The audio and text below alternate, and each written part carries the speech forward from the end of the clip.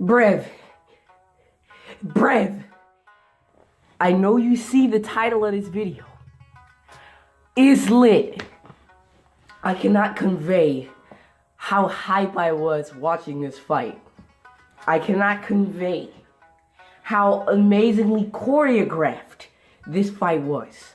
I think this might be my brand new favorite death battle. My original one was Scrooge McDuck versus Shovel Knight just because of how hilarious it was.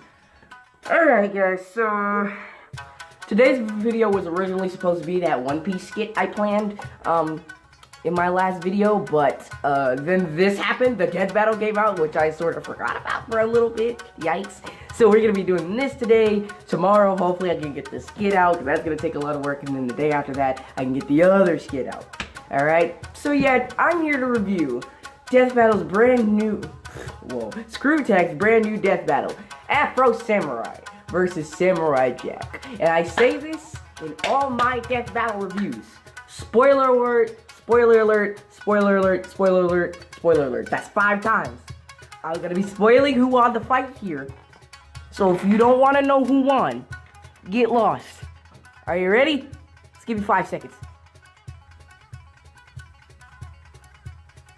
Okay, yeah, so the winner of today's death battle was Samurai Jack. Oh my god. Like, it was incredibly scary watching this fight go down, because each one of these wandering samurai had such an amazing, I don't want to say arsenal, but had such amazing skills just going off against each other one-on-one. It was just freaking amazing. As to what some of what Afro Samurai had was pretty freaking wild. He had a steel comb, and he liked to fight dirty, and that's really it. He just had a steel comb, and he was a dirty fighter. But Jack has dealt with fighters like that before, hundreds of thousands of times within the timeline of his show.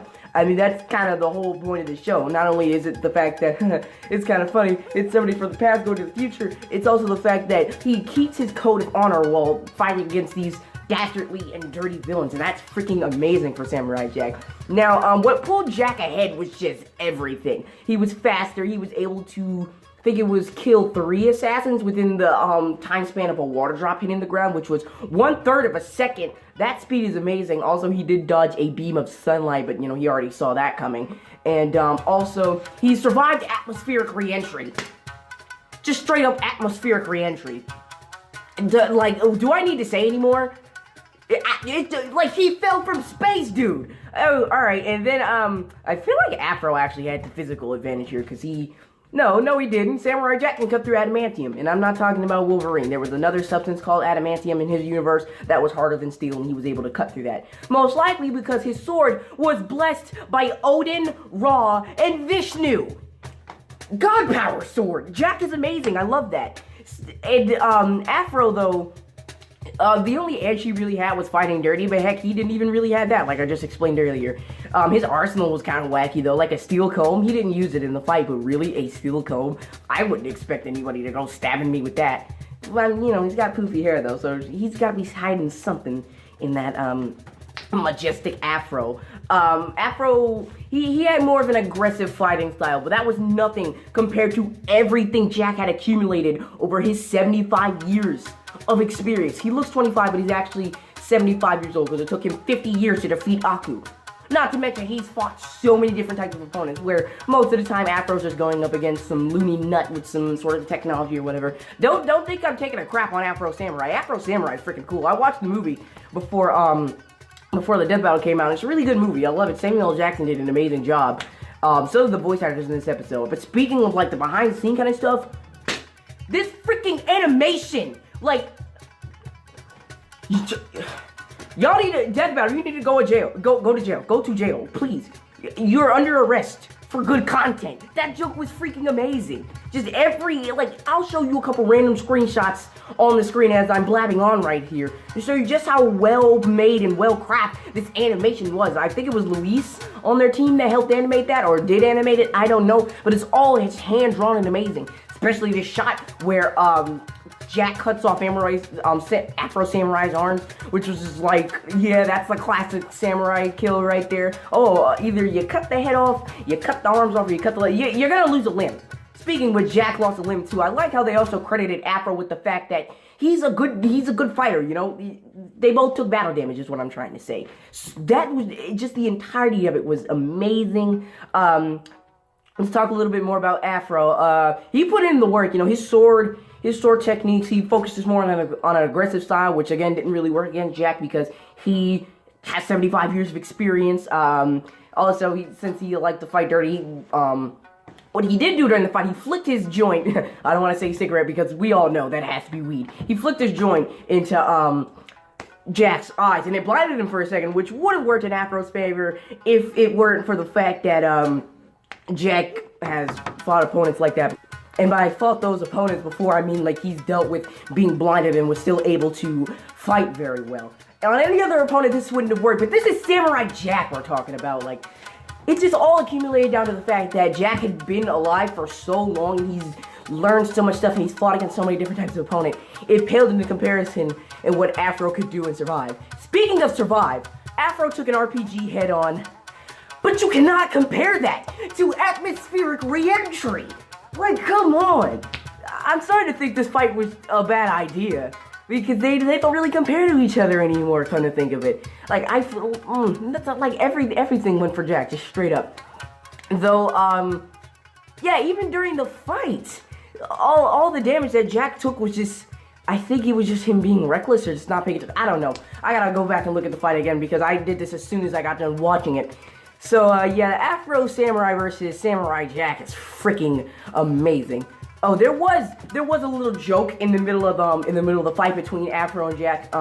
During the analysis, they did make jokes about the fact that Jack learned to jump good, aka he trained in what appeared to be an African rainforest, and he learned how to jump very high to like get the jump on his opponents. So yeah, as they were fighting. They were fighting on a bridge. Afro like knocked a whole wooden bridge down, and he was just like, it's one of those rope bridges, so he's hanging on the side. And Jack just jumps right back up, and he's just like, "Hey, you jump good." He's just like, "Oh, thank you." And he tries to stab him again. So was that more dirty fighting? I don't know. But yeah, that was a little funny moment right here. But that's it. I'm amazed. Do you hear how many times I've stuttered in this video? Go and count them. I'll count them too. It's just dog. We get to see a childhood icon for so many people go up against, I don't want to say he's modern, but go up against this just like a gritty, oh, there's no explanation for this at all. It's just amazing, just point blank. That's it. It's just amazing, amazing. Amazing, freaking amazing, dog. Well choreographed, just through and through, just wow. Wow, all the work put in. Thanks to everybody who worked on that death battle for presenting something just mind-blowingly amazing. And yeah, so the fight this time around was amazing. It went in my favor, which is also another reason I'm very hyped. But also, the next death battle will be between Carnage from Marvel Comics and Lucy from Lane? I don't know. It's some anime character lady. I don't wanna, if you people know who this is, please explain to me who it is down in the comments below, because I don't know who she is. But apparently I believe the theme, going off of what I know about Carnage, is the fact that they're like serial killers, or they're deranged, and they both like the color red, or wear the color red, because they're like, from the clip they showed from Lucy, she looked pretty freaking insane asylum, and I know anyway, I know that Carnage was a previous serial killer that was infected with the symbiote of that was the child of Venom. So that's gonna be really cool. It's a battle between serial killers. I feel like this maybe sort of should have been between Carnage and Carrie, you know, that one really old, it was a really old movie about this girl who runs around covered in blood or whatever. That might have worked better if she has any powers. I don't know. I'll edit that in to see if she does have some. But yeah, Carnage versus Lucy.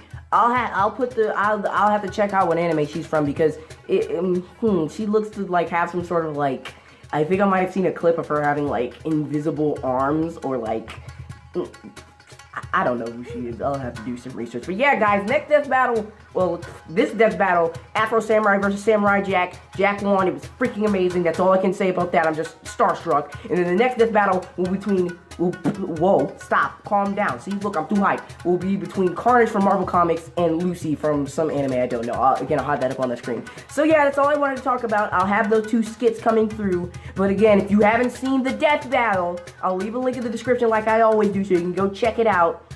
And yeah, guys, that's it. Deuces. Oh no.